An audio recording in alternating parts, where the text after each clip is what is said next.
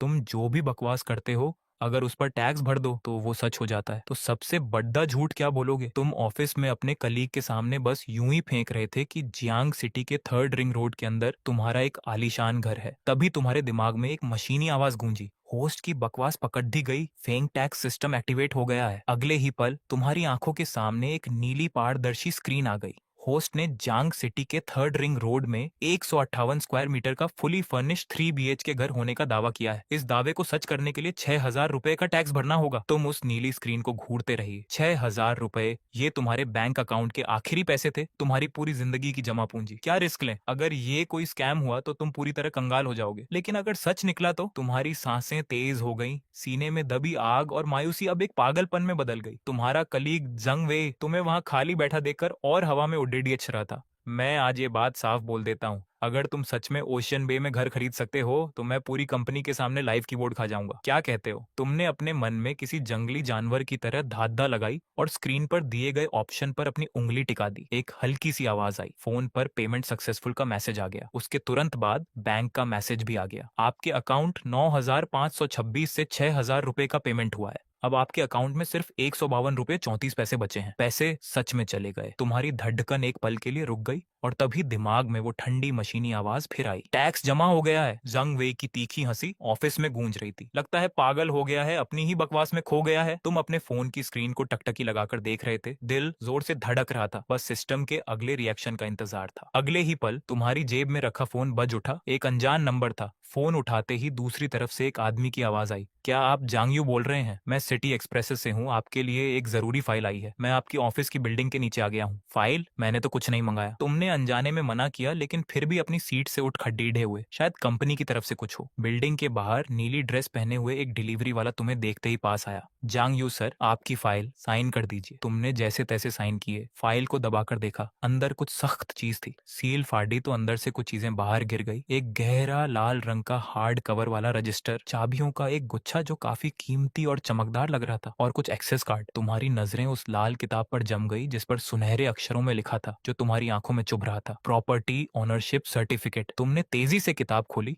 तुम्हारी उंगलियां डर से कांप रही थी। ओनर जांग यू, स्टेटस इकलौता मालिक, पता Zhang city third ring road, ocean bay, building 7, unit 2, कमरा 2801, एरिया 158 स्क्वायर मीटर। हर एक शब्द किसी हथौड़े की तरह तुम्हारे दिल पर लगा। ये सच था, बिल्कुल सच। 6,000 रुपए में 2 करोड़ से ज्यादा की आलीशान हवेली मिल गई। एक ऐसी खुशी जो ज्वालामुखी की तरह तुम्हारे अंदर फट रही थी। पूरा शरीर कांप रहा था। लेकिन उस खुशी के बाद एक बहुत ही असली समस्या सामने आई, जैसे ठंडे पानी का बाल्टी सिर पर पड़ी डिच गई हो। तुमने अपना फोन निकाला, टैक्सी ऐप खोला, ओशन बे डेस्टिनेशन डाला, किराया 88 रुपए दिखा रहा था, और तुम्हारे बैंक में बस 152 रुपए 34 पैसे थे। तुम्हारे चेहरे की हंसी गायब हो गई। एक करोड़पति मालिक जिसके पास रहने के लिए घर तो है, लेकिन वहां तक जाने के लिए टैक्सी के पैसे भी नहीं थे। तुम्हें तुरंत पैसों का इंतजाम करना होगा। एक ख्याल तुम्हारे दिमाग में आया, वो छोटा सा कमरा जहां तुम रह रहे थे, जिसका रेंट और सिक्योरिटी डिपॉजिट मकान मालिक के पास था। तुमने तुरंत रेंटल ऐप खोला और ओशन बे के उसी टाइप के घर सर्च किए। सबसे कम रेंट 25,000 महीने था। 25,000 महीना यानी साल का 3 लाख। ये रकम कभी तुम्हारी पहुंच से बाहर थी। तुम्हारे दिमाग में एक पागल आइडिया आया। तुमने उंगलियों से रेंट 30,000 लिख दिया, साथ में ओशन बे की रात वाली फोटो लगा दी, और डिस्क्रिप्शन में लिखा, ओशन बे, एकदम नदी के सामने, 158 मीटर, एकदम नया सामान, लंबे समय के लिए किराए पर। सब कुछ सेट करके तुमने राहत की सांस ली और कुर्सी पर गिर गए। क्या कोई 30,000 में रेंट पर लेगा? तभी तुम्हारा फोन जोर से थरथराया। एक अनजान नंबर था। तुम्हें लगा कोई फालतू कॉल होगी, काटने ही वाले थे कि न जाने क्यों तुमने कॉल उठा लिया। दूसरी तरफ से एक प्यारी और प्रोफेशनल आवाज आई, हेलो, क्या आप ओशन बे 2801 के मालिक हैं? तुम्हारा दिल जोर से धड़का। इतनी जल्दी? अभी तो 2 मिनट भी नहीं हुए थे। जी मैं ही हूँ, नमस्ते, मैंने ऐप पर आपका घर देखा। क्या अभी घर देखने आ सकते हैं? अभी रात के 11 बज रहे हैं। क्या अभी बहुत देर हो गई है? हमारी बेटी को स्कूल में एडमिशन लेना है, इसलिए हमें जल्द घर चाहिए। अगर घर सही रहा तो हम तुरंत एग्रीमेंट कर लेंगे। सामने वाली महिला की आवाज में तेजी और जिद थी। तुरंत एग्रीमेंट? इस बात ने तुम्हारा खून खौला दिया। तुम हाँ बोलने ही वाले थे, लेकिन समझदारी ने रोक लिया। अगर तुम ज्यादा एक्साइटेड दिखोगे तो रेंट कम मिल सकता है, और ऊपर से तुमने तो घर अभी खुद भी नहीं देखा था, कहीं पकड़ दे गए तो। तुम्हारे दिमाग में एक प्लान आया। देखिए मैडम, मैं असली ओनर नहीं हूँ।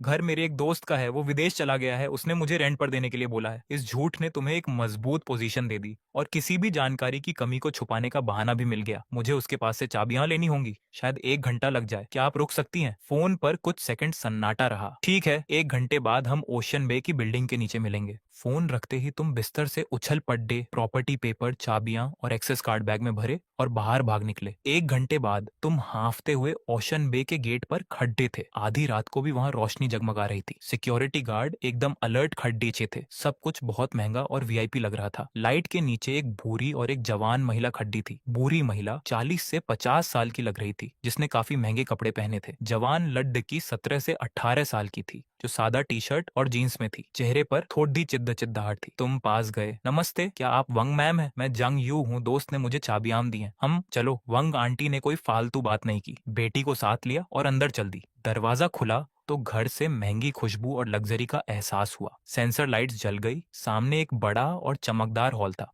बड़ी खिड़कियों के बाहर पूरे शहर की रात की चमक और नदी का नजारा था। घर की सजावट बहुत शानदार थी, सब कुछ नया और एकदम परफेक्ट। मम्मी कैसा है? लड़की ने पूछा। अच्छा है, वांग आंटी ने साफ कह दिया। ये घर हम ले रहे हैं, 1 साल का एग्रीमेंट करेंगे। रेंट और सिक्योरिटी मनी मैं अभी पूरी दे दूंगी। पूरा भुगतान? तुम्हें लग रहा है कि सांस लेना मुश्किल हो गया है?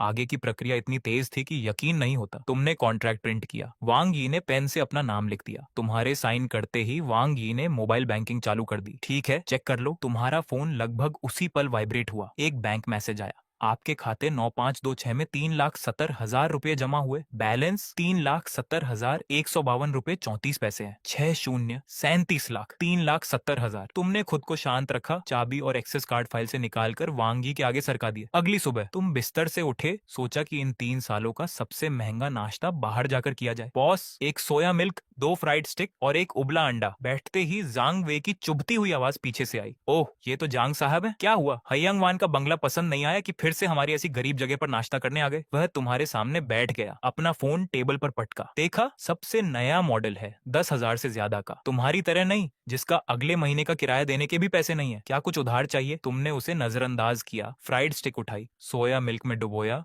और आराम से खाने लगे। जांग वे और खुश हो गया। अरे हाँ, जांग साहब तो बंगले में रहते हैं, किराया नहीं देना पड़ता, भूल गया था। आसपास के पड़ोसी तुम्हें देख रहे थे और उंगलियां उठा रहे थे। तुमने टिश्यू से मुंह साफ किया। किराया? वो तो एक झंझट था। कल ही घर किराए पर दे दिया, 1 साल का एडवांस ले लिया। पूरे 3,70,000 रुपए मिले। समझ नहीं आ रहा कैसे खर्च करूं। तुमने फोन की स्क्रीन जांग वे की तरफ मोड़ दी। वो चमकता हुआ बैलेंस साफ दिख रहा था। जांग वे का चेहरा ऐसे हो गया जैसे किसी बिल्ली की पूंछ पर पैर पड़ गया हो। चिल्लाया, झूठ है, ये फोटो एडिट की है। तुम जैसे गरीब के पास इतने पैसे कैसे हो सकते हैं? एडिट की है? तुम गुस्सा नहीं हुए। जांग वे के सामने स्क्रीन पर उंगली टच की और ट्रांजैक्शन हिस्ट्री खोल दी। सबसे ऊपर वाली एंट्री बिल्कुल साफ थी। ट्रांसफर आया 3,70,000 रुपए। समय 27 अक्टूबर 0:32। रिमार्क, हयांग वान, ए ब्लॉक, 2,801 किराया और सिक्योरिटी। जांग वे का चेहरा लाल से पीला और फिर नीला पड़ गया। आसपास का शोर बढ़ गया। अरे बाप रे, 3,70,000! वो लड़का अभी कह रहा था कि ये गरीब है, अब कितनी बेइज्जती हो गई। किराए के घर लौटकर तुम दरवाजे पर टिक गए। वो जीत वाली भावना अभी भी अंदर थी। 3,70,000 काफी है जंग वे जैसे छोटे लोगों को चुप कराने के लिए। तो अगर 37 मिलियन 3.7 करोड़ होते, 300 मिलियन 30 करोड़ होते। एक ऐसी महत्वाकांक्षा मन में बढ़ रही थी जो पहले कभी नहीं हुई। तुमने आंखें बंद की और अपना ध्यान दिमाग के अंदर लगाया। सिस्टम, मुझे एक और बड़ा झूठ बोलना है। हयंग वान का बंगला क्या चीज है? मुझे जियांग शहर के बीचों बीच एक पुरानी हवेली सी हे युआन चाहिए। नीली रोशनी वाली स्क्रीन आई, लेकिन इस बार जो लिखा था उसे देखकर तुम दंग रह गए। चेतावनी, होस्ट का लेवल कम है, लक्ष्य तय सीमा से बाहर है। तुमने उन नीले अक्षरों को देखा, दिमाग में कमांड दी। सिस्टम, साफ समझाओ। होस्ट का लेवल अभी LV1 है। नौसिखिया झूठा। LV1 लेवल पर होस्ट रोजाना ज्यादा से ज्यादा 10,000 रुपए का टैक्स भर सकता है। रोज सिर्फ 10,000। तुम्हारा दिल बैठ गया। तो अगर मैं 9,999 का झूठ बोलूं तो काम बन जाएगा? थ्योरी में हाँ, लेकिन किसी भी लक्ष्य को सच करने के लिए होस्ट को टैक्स भरना होगा। जैसे ही 10,000 के अंदर का टैक्स भरा जाएगा, लक्ष्य पूरा होगा। यह नंबर दिमाग में किसी धमाके की तरह गूंजा। बहुत निराशा हुई। यह वो नहीं था जो तुमने सोचा था। तुम बिस्तर पर बैठ गए, खुद को शांत किया। अगर LV1 है तो लेवल बढ़ने पर रोजाना टैक्स की सीमा भी बढ़ेगी। सिस्टम, लेवल कैसे बढ़ाएं? जब होस्ट की अपनी संपत्ति, जिसे सिस्टम वेरीफाई कर सके, 10 मिलियन 1 करोड़ तक पहुंच जाएगी तो सिस्टम अपने आप LV2 हो जाएगा। 10 मिलियन, इस नंबर ने तुम्हें फिर से जोश दिया। अब हवेली की बात छोड़ो, वो नामुमकिन है। सबसे जरूरी है LV1 का इस्तेमाल करना और रोज 10,000 के टैक्स की मदद से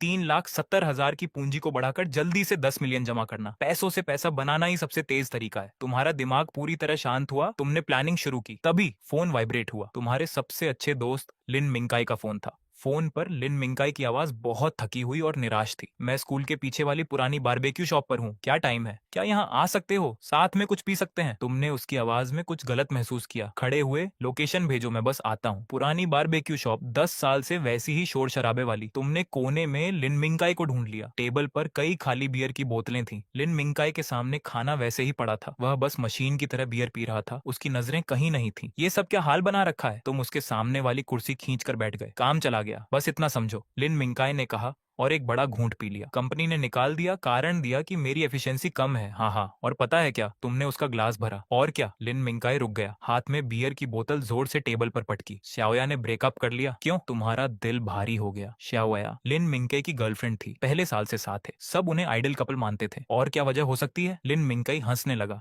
3 लाख प्लस 1,50,000 प्लस 1,88,000। तुम ही हिसाब लगाओ, कितने पैसे हुए? 6,38,000। तुमने शांति से जवाब दिया। हाँ हाँ हाँ, 6,38,000। लिन मिंकाई अचानक हंसने लगा। उसकी माँ ने मुझसे पूछा, क्या तुम दे सकते हो? मैंने कहा, आंटी, मुझे काम करते सिर्फ 2 साल हुए हैं, क्या थोड़ा समय मिल सकता है? पता है उसने क्या कहा? लिन मिंकाई ने टेबल पर हाथ मारा। उसने कहा, मेरी बेटी इंतजार कर सकती है, पर उसकी जवानी नहीं, पैसे नहीं है तो प्यार की बात मत करो। शवया कहाँ है? उसने क्या कहा? लिन मिंकाई के चेहरे की हंसी गायब हो गई, सिर्फ थकान बची थी। उसने मुझे मैसेज किया, सिर्फ 3 शब्द, सॉरी, फिर मुझे हर जगह से ब्लॉक कर दिया। तुमने अपने सबसे अच्छे दोस्त को देखा, मन में गुस्सा भर गया। पैसे ही चाहिए ना, मैं उधार दे दूंगा। लिन मिंकाई हैरान रह गया, फिर हाथ हिलाया। छोड़ो भाई, तुम्हारी नीयत समझ गया, बस आज साथ पी लो, कल कल मैं फिर से काम ढूंढूंगा। तुमने और सफाई नहीं दी। तुम जानते थे अभी जितना भी कहोगे लिन मिंकाई उसे सिर्फ नशे की बातें समझेगा। 3 राउंड पीने के बाद लिन मिंकाई बहुत बोलने लगा। काम की परेशानी से लेकर उस लालची होने वाली सासू माँ को गाली देने तक, आखिर में अपना सारा गुस्सा खुद पर निकाल दिया। सब मेरी गलती है, मेरी कोई औकात नहीं। अगर मेरे पास पैसे होते तो क्या वो ऐसे बात कर पाती? क्या श्याओया छोड़कर जाती? वह अपने बाल नोचने लगा। यह दुनिया सिर्फ अमीरों के लिए बनी है। तुम चुपचाप सुनते रहे। 3,70,000, ये नंबर जंग वे को चुप कराने के लिए काफी है, लेकिन लिन मिंकाई की सच्चाई से लड़ने के लिए यह बहुत कम है। ये घर के डाउन पेमेंट का भी एक हिस्सा नहीं है। तभी नशे में धुत लिन मिंकाई ने पास वाली टेबल की तरफ उंगली दिखाई। वो देखो। तुमने देखा, पास वाली टेबल पर 2 लड़कियां बैठी थीं। उनमें से एक की सिर्फ साइड प्रोफाइल ही बारबेक्यू शॉप की सारी लाइटें फीकी करने के लिए काफी थी। खूबसूरत है ना? लिन मिंकाई पागल की तरह हंसा। मैं शर्त लगाता हूँ, ऐसी लड़की अगर तुम 1 मिलियन भी लेकर जाओ तो वो पलक तक नहीं झपकाएगी। उनकी दुनिया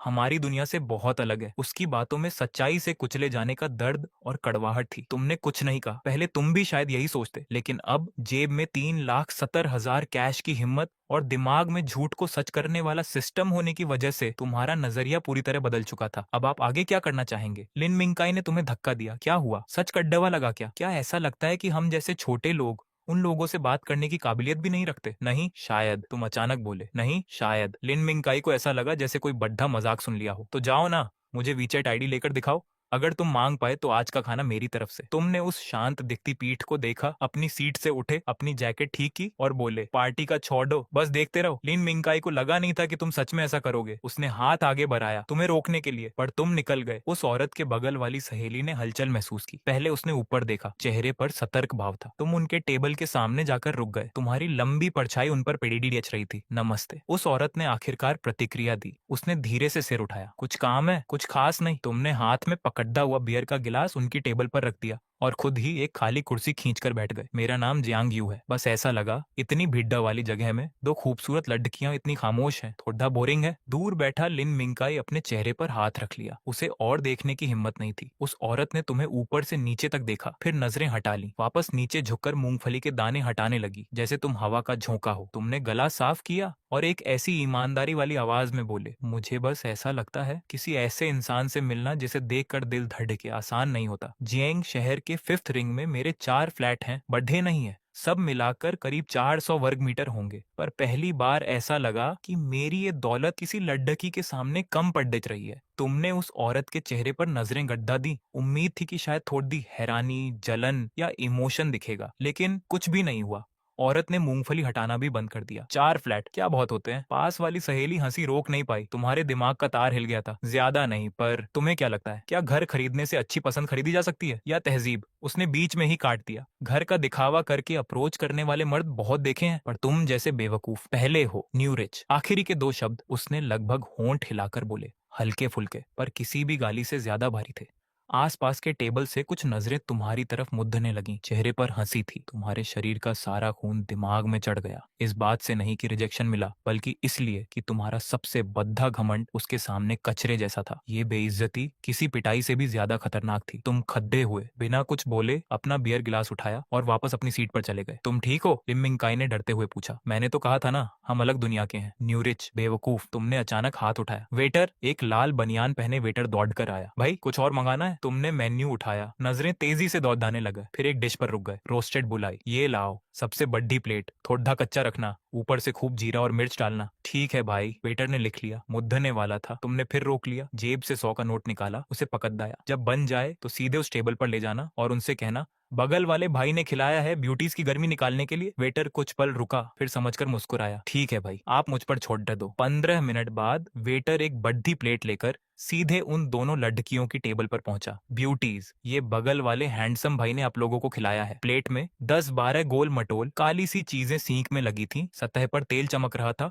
और उस पर ढेर सारा लाल मिर्च पाउडर और पीला जीरा पड्डा था। लड़की का चेहरा एकदम सफेद हो गया। वो झटके से खद्दी हुई, पीछे घूमी और तुम्हें घूरने लगी। तुम बियर गिलास उठाए हुए थे, हवा में इशारा किया, चेहरे पर चुनौती भरी मुस्कान थी। बदतमीज, रुक तू! इतना कहकर लड़की अपनी सहेली का हाथ पकड़कर बारबेक्यू शॉप से बाहर निकल गई। अगले दिन सुबह तुम कंपनी के नीचे पहुंचे ही थे। एक नई नवेली BMW 3 सीरीज जोर से ब्रेक मारकर सबके सामने रुकी। शीशा नीचे हुआ। जू योंग ने चश्मा निकाला, बाहर झांका। ओह, ये तो जियांग यू है ना, छुट्टी के दिन भी ऑफिस। सच में मेहनती हो। वो तुम्हारा डिपार्टमेंट का प्रोजेक्ट लीडर था, जिसका काम दूसरों का श्रेय लेना और बॉस की चापलूसी करना था। जू योंग कार से बाहर आया, जानबूझकर चाबी उंगलियों पर घुमाने लगा। अभी ली है 325 I am sport version, 50 lakh के करीब पड़ी। उसने बोनट पर हाथ मारा, चेहरे पर गर्व था। क्या करें, काम भरे गया है। ठीक ठाक कार ना हो तो क्लाइंट से मिलने में शर्म आती है। तुम जैसों की तरह नहीं, जो आज भी मेट्रो या टैक्सी में धक्के खाते हैं। आसपास के साथियों की नजरें तुम पर टिक गई। सब तमाशा देख रहे थे। तुम महसूस कर सकते थे कि वो नजरें सुई की तरह चुभ रही हैं। तुमने होंठ सिकोड़े दे एक नकली मुस्कान दी। क्या करें, मेरी किस्मत ही खराब है। झू लीडर की तरह नहीं, जो किस्मत लेकर पैदा हुआ। अच्छा पिता मिला है। झू योंग का मुंह बंद हो गया। उसने बद्धेपन में हाथ लहराया। चलो, जलन मत करो, तुम पर तरस आता है। मैं भी उसी समिट में जा रहा हूँ, तुम्हें लिफ्ट दे दूं? तुमने एक लंबी सांस ली, चिद्दापन अंदर दबाया। हाथ जैसे ही दरवाजे पर गया, झू योंग की आवाज गूंजी। अरे अरे, क्या कर रहे हो? ये जगह मेरे बैग के लिए है, इसमें जरूरी फाइल है। उसने दरवाजा खोला, एक लेदर बैग सीट पर रखा, फिर दरवाजा बंद कर दिया और थोड़ी से इशारा किया कि पीछे बैठो। तुम पीछे बैठो। सब शांत हो गया। साथियों की फुसफुसाहट रुक गई। सब लोग ये देख रहे थे। साथी को पीछे बिठाना मतलब या तो बॉस हो या ड्राइवर। झू योंग सरेआम तुम्हारी बेइज्जती कर रहा था। झू योंग हाथ बांधे ऊपर से तुम्हें देख रहा था। क्या हुआ? पीछे की सीट अच्छी नहीं लगी? मैं तुम्हें इज्जत दे रहा हूँ, अपनी औकात मत भूलो। अगर नहीं बैठना तो अपनी टैक्सी कर लो। देर होकर बॉस का नाम मत डुबाना। तुम्हारा हाथ धीरे धीरे वापस आ गया। सच है, पैसा ना होना सबसे बद्धा गुनाह है, और पैसा होने के बाद उसे ढंग से खर्च करना ना आना, उससे भी बद्धा गुनाह। दिल की गहराई से एक बर्फीली नफरत बाहर आई। किसी को मारने की नहीं, बल्कि उस बदसूरत चेहरे और उसके सस्ते घमंड को पूरी तरह खत्म करने की। झू लीडर, आप आराम से बोलिए। आपकी कार बहुत छोटी है, मुझे आदत नहीं है। डर है पैर न खुले, और ये रंग भी बहुत बोरिंग है। फील्स भी बेकार है, कोई डिजाइन नहीं है इसमें। झू योंग का चेहरा गुस्से से लाल हो गया। क्या बकवास कर रहे हो? कभी कार देखी है तुमने? जानते भी हो ये कौन सी कार है? जानता हूँ, BMW है ना, स्टेडिको पर। ओला उबर वाले भी यही चलाते हैं ना। मैं तो बस पोर्शे चलाता हूँ। इतना कहकर तुमने उसे फिर नहीं देखा, सीधे दूसरी तरफ चल दिए। झू योंग की दहाददा पीछे से आई। रुक तू! अगर आज तुम मुझसे पहले समिट में पहुंचे तो अपना नाम बदल लूंगा। तुम एक पतली गली में आए, ठंडी दीवार से लग गए, सामने नीली स्क्रीन को देखने लगे। डिंग! छूट डिटेक्ट हुआ। होस्ट की वर्तमान स्थिति चेक की गई। सबसे अच्छा टारगेट है एक पोर्शे कार का मालिक बनना। कृपया वैल्यू कैलकुलेशन और टैक्स के लिए मॉडल चुने। स्क्रीन पर पोर्शे की ऑफिशियल कार लिस्ट थी। 718, 911, पनामेरा, मकान, कायने। स्पोर्ट्स कार बहुत दिखावटी होती है, रोजाना आने जाने के लिए सही नहीं है, और पनामेरा बहुत ज्यादा फॉर्मल है। तुम्हारी नजरें आखिरकार कायने पर टिक गई। SUV, काफी बड्डी, काफी दमदार,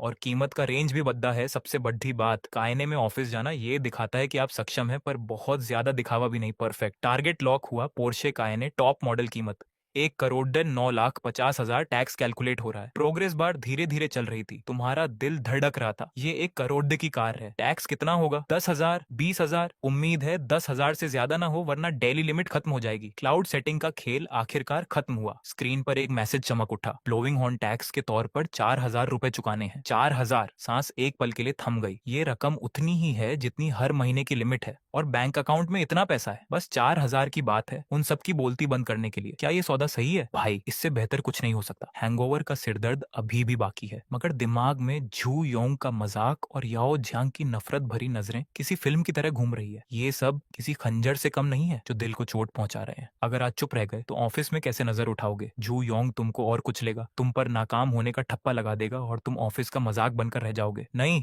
और सहन नहीं करना। तुमने दांत भींचे, उंगली कंफर्म बटन पर रखी, तभी एक नया सिस्टम मैसेज आया। सिस्टम मैसेज, यूजर की डेली टैक्स लिमिट LV1 है, 10,000 रुपए आप पेमेंट कर सकते हैं। 4,000 रुपए की पहली किस्त की पुष्टि करें, कंफर्म पेमेंट चालू है। अगले ही पल मोबाइल वाइब्रेट हुआ, बैंक का मैसेज आ गया, आपके 6688 खाते से 4,000 रुपए कट गए हैं। हो गया, तुमने सिस्टम पैनल पर नया मैसेज देखा, बट द बोलापन हकीकत बन रहा है, कृपया इंतजार करें। इंतजार कितना? 1 घंटा, 1 दिन या 1 हफ्ता? मीटिंग बस शुरू होने वाली है, अगर देर हो गई तो सब बेकार है। तभी तुम्हारी जेब में फोन जोर जोर से वाइब्रेट करने लगा। एक अनजान नंबर। इस मौके पर कौन फोन करेगा? तुमने फोन उठाया। नमस्ते, क्या मैं जियांग साहब से बात कर रहा हूँ? फोन पर एक शख्स की आवाज आई, एकदम अदब से भरी। मैं ही हूँ, आप कौन? तुमने पूछा। नमस्ते जियांग साहब, मैं जिनबाओलू पोर्श सेंटर से बोल रहा हूँ, मेरा नाम वांग हाओ है। Porsche centre? दिल जोर से धड़का। इतनी जल्दी? बात ये है जियांग साहब, वांग हाओ ने कहा, आपके द्वारा ऑर्डर की गई काली पोर्श केएन तैयार है, सभी कागजात पूरे हैं, गाड़ी लेने के लिए आप कभी भी आ सकते हैं। दिमाग सुन्न पड़ी डिच गया।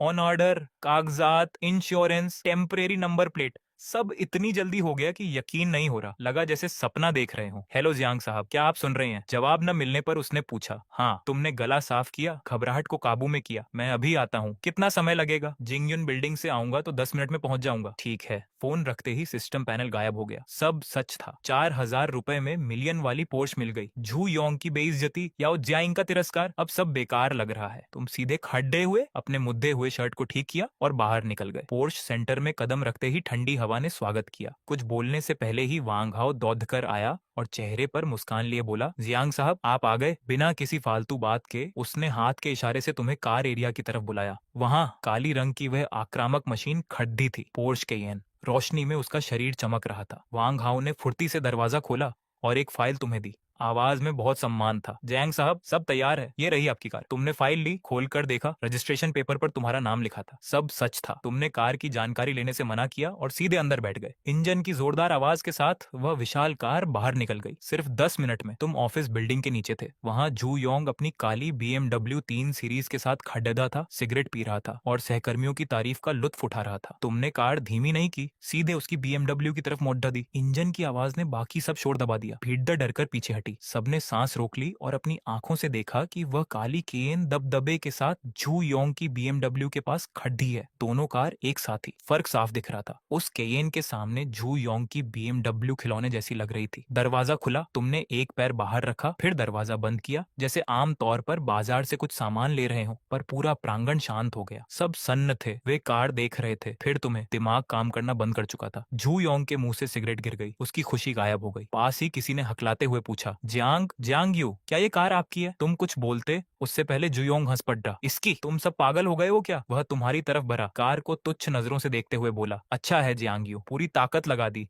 मुझसे मुकाबला करने के लिए अपनी महीने भर की सैलरी किराए पर खर्च कर दी। किराए पर है? यह सुनकर सहकर्मियों ने भी अजीब नजरों से देखा। सब हंसने लगे कि तुम अपनी शान दिखाने के लिए दिखावा कर रहे हो। इस मजाक का सामना करते हुए तुमने अपनी जेब से रजिस्ट्रेशन पेपर निकाला और जोर से कार के बोनट पर दे मारा। खुद देख लो। झू योंग ने शक के साथ उठाया, पन्ना पलटा। जैसे ही जांग यू नाम दिखा, उसका चेहरा सफेद पर डिच गया। मुमकिन नहीं, हो ही नहीं सकता, वे जोर से चिल्लाया। नकली है, ये पक्का नकली है। कहां से बनवाया ये फर्जी पेपर? सहकर्मियों ने पास आकर देखा तो सब दंग रह गए। Brand Porsche, owner Jiang Yu, registration आज की तारीख। जब झू योंग चिल्ला रहा था, तुमने बिना किसी भाव के कार की चाबी दबाई। बीप, केएन की लाइट जली। यह आवाज एक जोरदार तमाचे की तरह झू योंग के गाल पर लगी और सबका शक भी मिट गया। झू योंग का पैर कांपने लगा, हाथ से पेपर गिर गया, होंठ कांप रहे थे, कुछ बोल न सका। भीड़ एकदम शांत हो गई। सब तुम्हें देख रहे थे। मजाक उड़ाने वाली नजरें अब हैरानी, जलन और यकीन न कर पाने वाली नजरों में बदल गई थी। तुमने झू योंग की तरफ दोबारा नहीं देखा, पेपर उठाया, भीड़ को चीरते हुए निकल गए और सीधे बिल्डिंग के अंदर चले गए। मीटिंग हॉल में अंधेरा था। तुम पीछे वाली सीट पर बैठ गए, मंच की तरफ देखा। स्पॉटलाइट में एक महिला मुद्दी, उसका चेहरा देख तुम्हारी आंखें फटी रह गई। यह तो वही महिला है जिसे कल तुमने अपनी नजर से देखा था। अब वह यहाँ आज की मेन स्पीकर है। शायद उसे तुम्हारी मौजूदगी का एहसास हुआ। उसकी नजरें तुम्हारी तरफ घूमी और एक पल के लिए हवा में मिली, पर उनमें कोई हलचल नहीं थी। उसने तुरंत अपनी नजरें हटा ली। तुम्हारी सांसें आधे सेकंड के लिए थम गईं। यह दुनिया वाकई बहुत छोटी है, इतनी छोटी कि जो इंसान कल रात सड़क किनारे वाले खाने के ठेले पर तुम्हारे साथ बैठकर खाना खा रहा था, आज वही इस हाई प्रोफाइल सेमिनार में एक एक्सपर्ट बनकर स्टेज पर खड़ा है और तुम वहां एक आम सुनने वाले की तरह बैठे हो। मगर याओ जिलिंग की नजरें तुम्हारे चेहरे पर बस एक सेकंड के लिए ठहरी और फिर बेपरवाही से हट गईं। कोई हैरानी नहीं, कोई गुस्सा नहीं, यहाँ तक कि चेहरे पर रति भर भी कोई भाव नहीं। ये पूरी तरह से नजरअंदाज करना तुम्हें सीधे गालियां सुनने से भी ज्यादा बुरा लगा। तुम कुर्सी पर पीछे की तरफ झुक गए, हाथ बांध लिए और स्टेज पर बैठी उस औरत को घूरने लगे। उसने एक परफेक्ट कट वाली काली ड्रेस पहनी थी, बाल बहुत ही सलीके से पीछे बंधे थे और उसके चेहरे पर हल्का मेकअप था। वह पूरी तरह से एक प्रोफेशनल लग रही थी। यह उस याओ जिलिंग से बिल्कुल अलग है जिसे तुमने कल रात सफेद टी शर्ट में उस गंदे से ठेले पर देखा था, जब वह एक भुने हुए खाने को देखकर डर गई थी। सेमिनार शुरू हुआ। याओ जिलिंग हाथ में पॉइंटर लिए बात कर रही थी। मुश्किल तकनीकी शब्द उसके मुंह से बहुत आसान लग रहे थे। वह पीपीटी के ग्राफ दिखाकर बिजनेस की उलझी हुई समस्याओं को बहुत सफाई से समझा रही थी। नीचे सब खामोश थे। तुम्हें कुछ समझ नहीं आ रहा था। वैसे भी तुम वहां जबरदस्ती आए थे, पर तुम भटके नहीं। तुम्हारा पूरा ध्यान याओ जिलिंग पर था। तुम उसके चेहरे पर कोई ऐसी निशानी ढूंढना चाह रहे थे जिससे पता चले कि कल वह वैसी नहीं थी, पर तुम नाकाम रहे। स्टेज पर याओ जिलिंग बहुत शांत और ताकतवर दिख रही थी, जैसे कोई रानी राज कर रही हो। 1 घंटे की स्पीच खत्म हुई और अब बारी थी सवाल जवाब की। जब किसी ने सवाल नहीं पूछा तो तुम्हारा दोस्त झू योंग फोन चला रहा था और उसके चेहरे पर लड़कियों को देखने वाला वही घटियापन था। तभी तुमने हाथ उठाया। तुम्हारा एक्शन धीमा था, पर माहौल में एक झटके जैसी हलचल हो गई। सबकी नजरें तुम पर टिक गईं। झू योंग पहले तो हैरान हुआ, फिर उसके चेहरे पर एक मजा लेने वाला भाव आ गया। स्टेज पर याओ जिलिंग ने भी तुम्हें देखा। वह एक पल के लिए रुकी और फिर बहुत फॉर्मल तरीके से सिर हिलाया। वह सज्जन, कृपया सवाल पूछें। तुम अपनी सीट से खड़े हुए। तुम्हारी लंबी कद काठी की वजह से सब तुम्हें ही देख रहे थे। याओ जिलिंग, नमस्ते। तुम्हारी आवाज माइक के जरिए पूरे हॉल में गूंज गई। मैं एक बड़ा सवाल पूछना चाहता हूँ। आपने जो अभी तकनीक की बात की वह सुनने में तो अच्छी है, पर जो छोटे बिजनेस अपनी जान बचाने के लिए संघर्ष कर रहे हैं, क्या उनके लिए इतना ज्यादा खर्चा करना मुसीबत नहीं बनेगा? तकनीक आखिरकार सबके फायदे के लिए है या फिर कुछ लोगों की मनमानी के लिए एक दीवार? यह एक बम की तरह था। हॉल कुछ सेकंड के लिए पूरी तरह शांत हो गया। ये कोई तकनीकी सवाल नहीं था, ये सीधे बिजनेस स्ट्रेटेजी पर हमला था। झू योंग के चेहरे की मुस्कान गायब हो गई। उसने सोचा भी नहीं था कि तुम, जो हमेशा आलस करते रहते हो, इतना तगड़ा सवाल पूछ सकते हो। याओ जिलिंग ने तुम्हें देखा। इस बार उसने अपनी नजरें नहीं हटाई। आपका सवाल अच्छा है, पर यह दिखाता है कि तकनीक के खर्च को लेकर आपकी जानकारी कितनी कम है। उसकी बातें बहुत तमीज वाली थीं, पर हर शब्द में चुभन थी। उसने क्लाउड से लेकर छोटे पार्ट बनाने तक की बातें की और अंत में एक मिसाल दी। यह वैसा ही है जैसे तुम्हें खुद का बिजली घर बनाने की जरूरत नहीं है, बस सरकारी ग्रिड से जुड़ना काफी है। बात पूरी करके वह रुकी और फिर सैकड़ों लोगों के सामने उसने तुम्हें आखिरी चोट दी। अगर आपको ऐसी बेसिक बातों में शक है तो मैं सलाह दूंगी कि पहले हमारी कंपनी की वेबसाइट पर जाकर जानकारी पढ़ें। धन्यवाद। उसके बाद उसने सीधे होस्ट की तरफ देखा। समय हो गया है, मेरा सेशन अब खत्म होता है। पूरे समय में उसने तुम्हें अपनी बात रखने या दोबारा सवाल पूछने का मौका ही नहीं दिया। पीछे से किसी के हंसने की आवाज आई। तुम्हें मुड़कर देखने की जरूरत नहीं थी कि वह कौन है। हॉल का माहौल बहुत अजीब हो गया था। सबको समझ आ गया था कि याओ जिलिंग का असली मतलब क्या था। तुम्हारा सवाल बहुत बचकाना है, पहले जाकर पढ़ाई करो। ये एक तरह का ज्ञान का अहंकार था। तुम्हारे गाल जलने लगे थे, तुम धीरे से बैठ गए। झू योंग तुम्हारे पास आया और मजे लेते हुए धीरे से बोला, वाह जियांग यू, कमाल कर दिया। स्पीकर से ही पंगा ले लिया। कैसा लग रहा है? स्कूल के बच्चे की तरह डांट खाने में मजा आया? तुमने उसे नजरअंदाज किया, पर वह और मजे लेने लगा। एक कार किराए पर ले ली तो खुद को बहुत बड़ा आदमी समझने लगे। देखो ये क्या जगह है, कितनी बेइज्जती हो रही है तुम्हारी। सेमिनार खत्म हुआ, लोग बाहर जाने लगे। झू योंग अपने साथियों के साथ जोर जोर से हंसने लगा। चलो चलो, वापस जाने के लिए ट्रेन पकड़नी होगी। कुछ लोगों की तरह नहीं जो किराए की पोर्श लेकर घूमने का दिखावा करते हैं। तुमने कुछ नहीं कहा और धीरे धीरे अपना सामान समेटकर हॉल से बाहर निकले। मेन हॉल में याओ जिलिंग को लोग घेरे हुए थे और सब उससे नाम का कार्ड मांग रहे थे। तुम उसकी तरफ बिना देखे सीधे दरवाजे की तरफ गए, पर जैसे ही तुम बाहर निकलने वाले थे तभी एक सूट पहने हुए आदमी हांफते हुए तुम्हारे पीछे भागता हुआ आया। जांग साहब रुकिए। तुम रुक गए और पीछे मुड़े। वह एक अजनबी था। जांग साहब नमस्ते। आदमी के चेहरे पर बहुत बड़ी मुस्कान थी। उसने हाथ आगे बढ़ाया। मैं इस सेमिनार का मैनेजर हूँ मैंडी। मेरा नाम लाई है। अभी थोड़ा कम ध्यान दे पाए उसके लिए माफी चाहता हूँ। यह देखकर हॉल में जो लोग अभी बाकी थे सब हैरान रह गए। पास में ही खड़ी याओ जिलिंग भी रुक गई और बड़े हैरानी से तुम्हें देखने लगी। वह शिंघाई टे के वाइस प्रेसिडेंट ली वेनबिन थे। वह एक मामूली से इंसान के साथ इतनी तमीज से क्यों बात कर रहे थे तुम्हें भी समझ नहीं आ रहा था, पर तुम शांत रहे। जांग साहब सेमिनार कैसा लगा? अगर कुछ सुधार करना हो तो बताएं। ली वेनबिन का बर्ताव इतना झुका हुआ था कि सब हैरान थे। दरवाजे पर खड़े जू योंग ने यह देखा तो उसका मुंह खुला का खुला रह गया। उसे अपनी आंखों पर भरोसा नहीं हुआ। याओ जिलिंग की बातें बहुत काम की थी। तुमने शांत होकर कहा, आपको पसंद आया, यही बहुत है। ली वेनबिन ने सिर हिलाया और बहुत तमीज से रास्ता दिखाया। जांग साहब बाहर बहुत गर्मी है, मैं आपको नीचे तक छोड़ देता हूँ। आपकी कार वही बाहर खड़ी पोर्च कियन है ना? मैं खुद चला जाऊंगा। ऐसा कैसे हो सकता है? मुझे तो छोड़ना ही होगा। ली वेनबिन तुम्हें आगे ले जाने लगा। उसका अंदाज ऐसा था जैसे वह किसी बहुत बड़े नेता को विदा कर रहा हो। तुमने मना नहीं किया और उसके पीछे पीछे होटल से बाहर निकले। उस पल पूरा हॉल शांत था। सब दरवाजे की तरफ देख रहे थे और सबके मन में सवाल थे। वहीं याओ जिलिंग वहीं खड़ी रही। उसके चेहरे की प्रोफेशनल मुस्कान गायब हो चुकी थी। अब बस हैरानी और शौक था। वह आदमी जिसे उसने कल रात ठेले पर एक घमंडी इंसान समझा था, जिसे अब भी उसने सबके सामने नीचा दिखाया था, वह आखिर ऐसा कौन है जिसके लिए लाई वेनबिन जैसे इंसान को इतना झुकना पड़ रहा है? होटल के बाहर ली वेनबिन ने खुद तुम्हारे लिए पोर्शे का दरवाजा खोला। जांग साहब आज रात एक छोटी सी बिजनेस पार्टी है, क्या आप वहाँ आ पाएंगे? उसने एक सोने के अक्षरों वाला कार्ड तुम्हें दिया जिस पर सिर्फ एक नाम और फोन नंबर लिखा था। वह फेंक परिवार की बेटी फेंक रोंगजिया की वेलकम पार्टी थी। तुम्हें पता था कि तुम जिस ऑफिस में काम करते हो वह भी इन्हीं की कंपनी का है। ठीक है मैं आऊंगा। तुमने गाड़ी स्टार्ट की और पोर्श सड़क पर निकल गई। याओ जिलिंग होटल के दरवाजे पर खड़ी थी और उस काली पोर्श को दूर जाते हुए देख रही थी।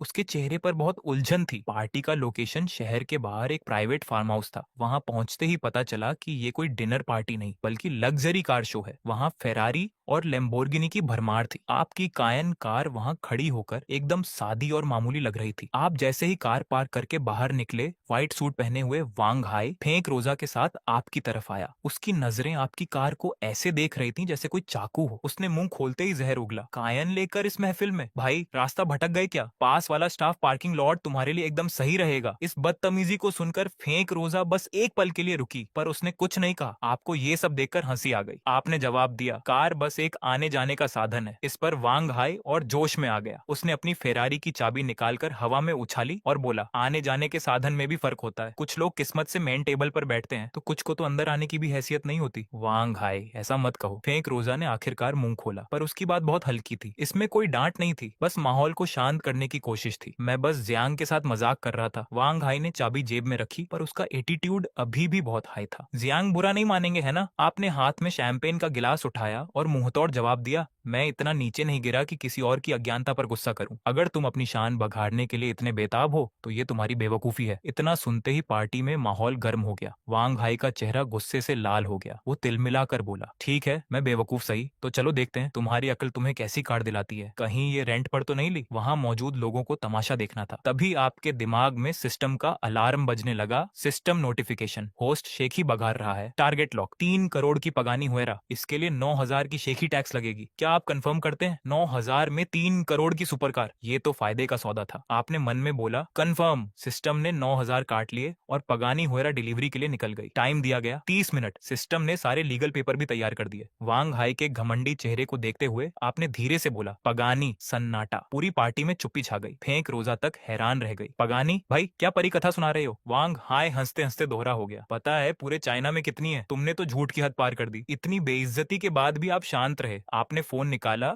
और एक ऐसे नंबर पर बात करने का नाटक किया जो कोई उठा ही नहीं रहा था। हाँ हाईवे पर ट्रैफिक है, कोई बात नहीं, जल्दी मत करो। आपने सबके मजाक को नजरअंदाज किया और ठंडे लहजे में कहा, सॉरी ट्रैफिक है, 30 मिनट में आ जाएगी। 30 मिनट का समय लोगों के लिए बस आपका मजाक बनने का काउंटडाउन था। सब आपस में बातें कर रहे थे। पैरेलल वर्ल्ड से कार बुला रहा है, पक्का भाग जाएगा। वांग भाई आज इसकी खाल उतार देंगे। हर बात फेंक रोजा को भी शर्मिंदा कर रही थी। आखिर पार्टी उसी की वजह से थी। वो आपके पास आई और धीरे से बोली, जियांग वांग हाई बस मजाक कर रहा है, इसे यहीं खत्म करो, मैं उसकी तरफ से माफी मांगती हूँ। वो आपको रास्ता दे रही थी ताकि ताकि आप अपनी बात से पीछे हट जाएं, पर आपने जो किया उसे देखकर सबकी आंखें फटी रह गईं। शुक्रिया, आपने शैंपेन के गिलास को हल्का हिलाते हुए कहा, पर मैं मजाक नहीं करता। फेंक रोजा स्तब्ध थी। उसकी आंखों में अविश्वास था कि आप अभी भी अपनी बात पर टिके थे। ठीक है, बहुत हिम्मत है। वांग हाई तालियां बजाते हुए पास आया। जब इतना ही जिद है तो शर्त लगाते हैं। क्या शर्त? आपने पूछा। वांग हाई ने जमीन की तरफ इशारा करते हुए जहरीले लहजे में कहा, 25 मिनट बचे हैं। अगर कार नहीं आई तो तुम घुटने टेक कर सबके सामने मानोगे कि तुम झूठे हो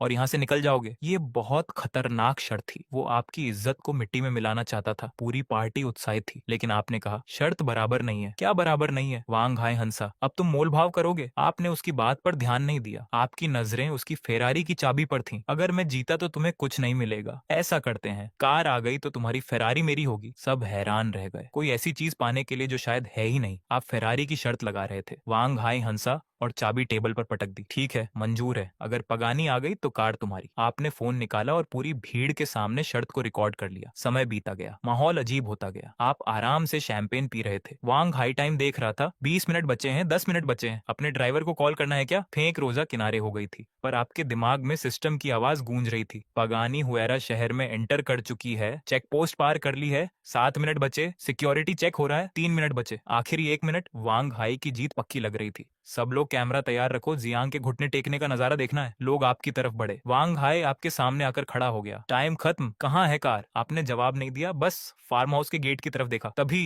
वूम, एक भारी गूंज रात के सन्नाटे को चीर गई। लोग मुड़े। 2 तेज हेडलाइट्स के बीच एक भारी ट्रांसपोर्ट ट्रक धीरे धीरे अंदर आया। ट्रक पर पी का साइन था। सन्नाटा छा गया। वांग हाई की हंसी जम गई। ट्रक रुका। हाइड्रोलिक सिस्टम की आवाज आई और साइड का दरवाजा खुला। नीले रंग की कार्बन फाइबर की चमक के साथ 3 करोड़ की कलाकृति पगानी हुएरा वहां आ गई। सबकी सांसें थम गईं। सबने जो मजाक समझा था वो अब उनके मुंह पर तमाचा था। 2 कर्मचारी ट्रक से उतरे, आपकी तरफ आए और झुककर बोले, मिस्टर जियांग, आपकी कार आ गई है, चेक कर लीजिए। वांग हाई के पैर कांपने लगे और वो जमीन पर बैठ गया। पूरी पार्टी में कोई कुछ बोल नहीं पा रहा था। वह नीली कार वहां ऐसी लग रही थी जैसे कोई दूसरी दुनिया की मशीन यहाँ आ गई हो। तुमने जमीन पर पड्ढे वांग को देखा। उसका मुंह खुला था और गले से अजीब सी आवाजें आ रही थी। वो चिल्लाना चाहता था कि ये सब नकली है, ये एक धोखा है, लेकिन वो प्रोफेशनल पगानी ट्रांसपोर्ट ट्रक और वो 2 वर्दी पहने हुए स्टाफ मेंबर्स, इन सब ने उसकी सारी उम्मीदें तोड़ दे दी थी। ये सबसे हाई लेवल की डिलीवरी सेरेमनी थी। स्टाफ ने दोनों हाथों से कार्बन फाइबर वाली चाबियों का बॉक्स ऊपर उठाया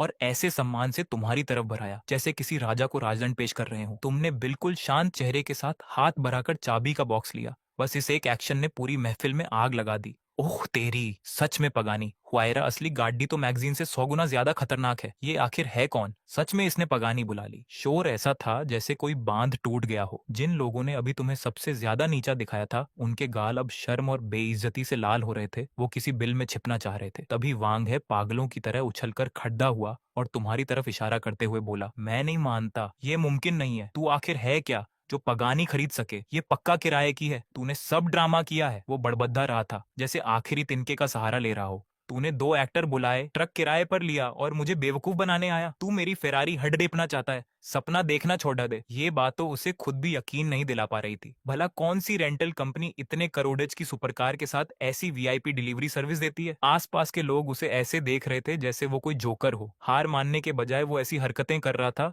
जो शर्मनाक थी। तुमने तो उसकी तरफ देखना भी मुनासिब नहीं समझा। बस हाथ में पकड़े भारी की बॉक्स को थोड़ा सा वजन चेक किया। तभी फेंक रोंगजिया पास आई। उसके ठंडे चेहरे पर हैरानी और डर साफ था। उसका घमंड गायब हो चुका था। जियांग साहब, उसकी आवाज कांप रही थी। आखिर ये आदमी है कौन? यही सवाल हर किसी के मन में था। वो इंसान जो चुटकी बजाते ही 3 करोड़ की सुपरकार बुला ले, वो भला मामूली कैसे हो सकता है? लेकिन तुमने जवाब नहीं दिया। अगले पल तुमने वो किया जिससे सब दंग रह गए। तुमने कलाई घुमाई और वो चाबी का बॉक्स जो अभी हाथ में आया ही था वापस स्टाफ को थमा दिया। स्टाफ घबराकर बोला, जियांग साहब, ये वाली मुझे चलाने का मन नहीं है। तुम्हारा टोन ऐसा था जैसे खाने में क्या खाना है उसकी बात कर रहे हो। तुम्हारी कंपनी के पास रेंट पर देने की सर्विस तो होगी ना? स्टाफ हैरान रह गया, फिर सिर हिलाकर बोला, जी सर, हम इसका पूरा ख्याल रखेंगे और अपने मेंबर्स को शॉर्ट टर्म के लिए रेंट पर दे देंगे। ठीक है, तुमने हाथ हिलाया। इसे किसी अच्छी पार्टी को रेंट पर दे दो। रेंट मेरे अकाउंट में डाल देना। बाकी फॉर्मेलिटीज के लिए मुझे कॉन्टैक्ट कर लेना। धूम, पूरा माहौल शांत हो गया।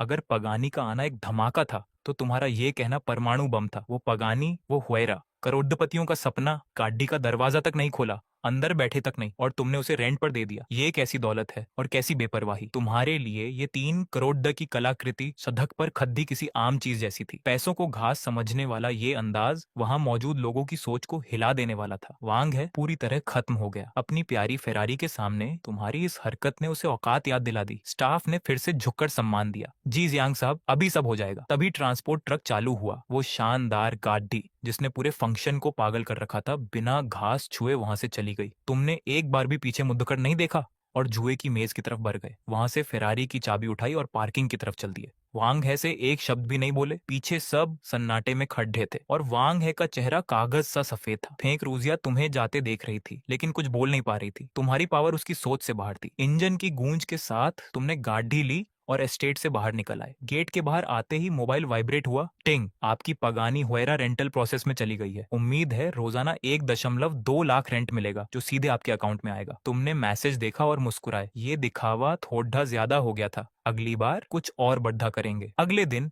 तुमने एक हाथ से कैने का स्टेयरिंग पकड़ा और दूसरे हाथ से पागानी का रेंटल एडवांस चेक किया। पैसे आ चुके थे, लेकिन तुमको कोई खास फर्क नहीं पड़ा। ये एक करोड़ेज का सिस्टम अपग्रेड वाला चक्कर सिर पर मुसीबत जैसा है। लेवल 1 सिस्टम की रोजाना की 1 लाख की लिमिट बहुत धीमी है। इसने तुम्हारी कमाई की स्पीड को रोक रखा है। इसे जल्दी बढ़ाना होगा। तभी एक अनजान नंबर से फोन आया। तुमने उठाया। दूसरी तरफ एक लड़की की तेज और मीठी आवाज थी। जैंग साहब नमस्कार, मैं वन मैंशन की सेल्स कंसल्टेंट ली हूँ। आपको अपना सबसे महंगा पेंट हाउस दिखाना चाहती हूँ जिसमें प्राइवेट गार्डन भी है। फिर से सेल्स कॉल। तुम फोन काटने ही वाले थे, तभी सामने वाली की एक बात ने हाथ रोक दिया। ये हमारा सबसे प्रीमियम प्रोजेक्ट है। यहाँ सिर्फ बड़े लोग रहते हैं जो आपके स्टेटस को मैच करता है। उसकी ये बात सुनकर तुमने रुकने का फैसला किया। सबसे महंगा यूनिट कितने का है? फोन के दूसरी तरफ सन्नाटा हो गया। शायद उसे उम्मीद नहीं थी कि तुम सीधे मुद्दे पर आओगे। फिर उसने जोर देकर कहा, जांग साहब, पेंट हाउस की कीमत 2 करोड़ है। फुल पेमेंट पर डिस्काउंट मिल सकता है। ओ 2 करोड़? तुम ऐसे बोले जैसे सब्जी के दाम पूछ रहे हो। वो समझ गई कि तुम बस हवा में बातें कर रहे हो। उसका टोन ठंडा हो गया। हाँ, 2 करोड़ डच, बिना डिस्काउंट के। तुमने शांति से कहा, मैंने फुल पेमेंट कर दी है। हवा में सन्नाटा छा गया। कुछ पल बाद एक हंसी गूंजी। सर, फेंकने की भी हद होती है। ये कल ही लॉन्च हुआ है, अभी एक भी सेल नहीं हुई है। अच्छा, तुमने स्टेयरिंग घुमाया और मेन रोड पर आ गए। शायद सिस्टम अपडेट नहीं हुआ होगा, फिर से चेक कर लो। ओनर का नाम, उस लड्डेचकी का धैर्य खत्म हो गया। सर, अगर सच में खरीदना है तो छोटे फ्लैट्स की बात करें। अगर बस टाइम पास करना है तो सॉरी, मेरा टाइम बहुत कीमती है। इतना बोलकर बिना तुम्हारी बात सुने उसने फोन काट दिया। तुमने ब्लैक स्क्रीन देखी। गुस्सा आने के बजाय हंसी आई। टिंग, नया दावा डिटेक्ट हुआ। वन मैंशन का पेंट हाउस खरीदा। वैल्यू 2 करोड़ डी छच, टैक्स 6,000 लगेगा। कंफर्म करें? टिंग, पेमेंट सक्सेसफुल। पेपर्स आपके पास भेजे जा रहे हैं। काम हो गया। ये सब इतनी जल्दी हुआ कि ऑनलाइन ऑर्डर भी इतना फास्ट नहीं होता। लेकिन 5 मिनट भी नहीं बीते कि फोन फिर बज उठा। अनजान नंबर से ही था, लोकल लैंडलाइन। तुमने फोन उठाया। सामने से एक आदमी की डरी हुई और बहुत सम्मान वाली आवाज आई। क्या मैं जियांग साहब से बात कर रहा हूँ? मैं वन मैंशन का जनरल मैनेजर वांग डेफा हूँ। आदमी की आवाज कांप रही थी। आपको बहुत मुबारक हो, आप हमारे सबसे बड़े ओनर बन गए हैं। रिकॉर्ड अपडेट होते ही मैंने आपको कॉल किया। ये रवैया पिछली सेल्स वाली से बिल्कुल अलग था। जांग साहब, हम एक बड़ी डिलीवरी सेरेमनी रखना चाहते हैं। आप कब फ्री हैं? जरूरत नहीं है, तुमने बाहर की दुनिया को देखते हुए कहा। मैं यहाँ रहता नहीं हूँ। प्रॉपर्टी रेंट पर देने की सर्विस तुम्हारे पास होगी ही। इसे रेंट पर डाल दो। रेंट पर? मैनेजर तुम्हारी बात सुनकर सन्न रह गया, लेकिन तुरंत संभला। कोई बात नहीं सर, आप मुझ पर छोड़ दे दीजिए, मैं सबसे बेस्ट किराएदार ढूंढ लूंगा। फोन रखा और तुम्हारा मन खुश हो गया। नाम पर 2 करोड़ की संपत्ति और जुद्ध गई। सिस्टम अपग्रेड के करीब पहुंच गए। अचानक एक ख्याल आया, अगर ये खरीदे हुए घर और कार बेच दूं तो तुरंत कैश हाथ में आ जाएगा, है ना?